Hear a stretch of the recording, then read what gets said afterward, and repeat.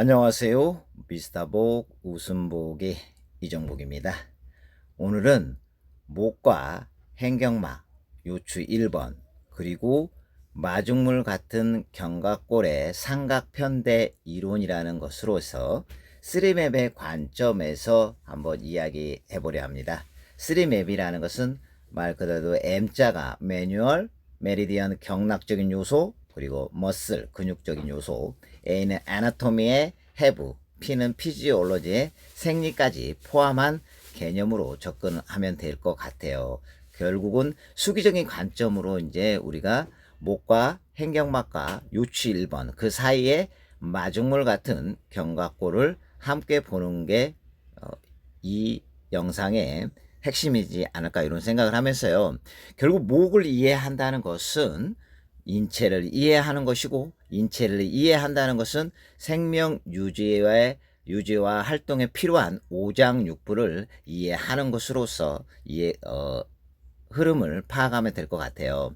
그래서 목이라는 것을 우리가 구조적으로 보면 알파벳 C자 모양으로 됐을 때 결국 구조가 원활할 때 기능적인 요소도 원활하다. 그 얘기는 내척수의 흐름이 좋아진다. 그 얘기는 내척수의 흐름으로써 그 내척수의 그 사이드에서 나가는 그 척수신경에 의해서 척수신경의 지배를 받는 근육, 또 내장기, 또 피부 등의 어떤 원활함, 소통을 하지 않을까 이런 생각을 하고요. 목이라는 것은 피부부터 그 경추뼈까지 계속 역할론 또 층이 있기 때문에 우리가 기본적으로 기도와 식도를 생각할 수 있고요. 기도와 식도는 하나는 공기를 통한, 또 하나는 음식물을 통한 통로로서 에너지 통로라는 것을 알 수 있고요. 목에서의 결국 3, 4, 5, 경추 3, 4, 5에서의 우리 횡격막을 지배하는 횡격신경이 나온다는 것을 알 수 있고요. 횡격막을 기본적으로 우리는 호흡이라는 것을 생각하고, 호흡은 에너지라는 거고, 그 에너지는 압력이고, 압력은 소통 흐름에 관여한다는 것까지 좀 같이 알면 좋을 것 같고요.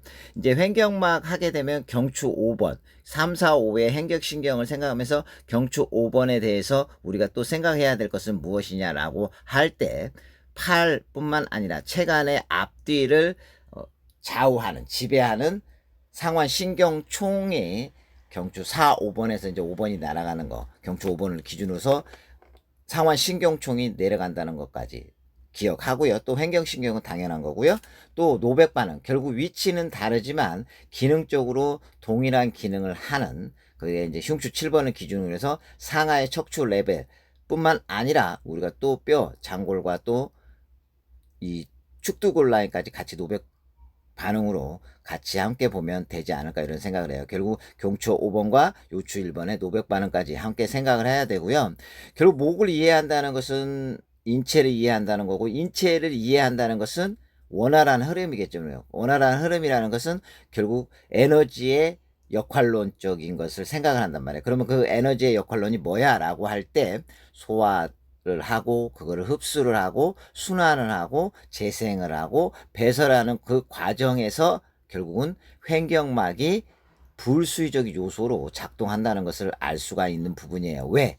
횡격막이 작동할 때 650개 근육이 작동하면서 11개 경맥, 유주상으로 11개 경맥이 횡격막을 통과하는 거, 그리고 장요근 요방연근이 붙어 있다는 거, 그리고 늑골 11, 12번에 경맥에 모열이 같이 있음을 알 수 있고요.